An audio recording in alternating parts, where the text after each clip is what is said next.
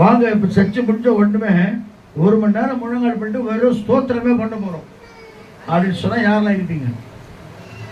பாதி பேர் வருகையில் எடுத்துக் கொள்ளப்படுறது பேர் ஆகிடும்.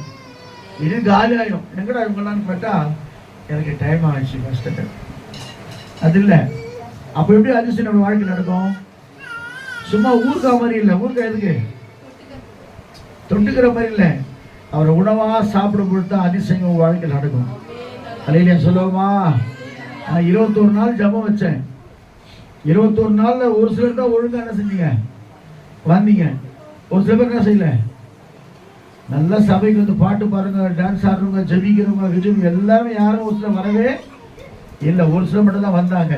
இன்னைக்கு உபவாசம் கொடுத்ததுக்கு ஒரு சிலர் தான் வந்து கொண்டிருக்கிறாங்க.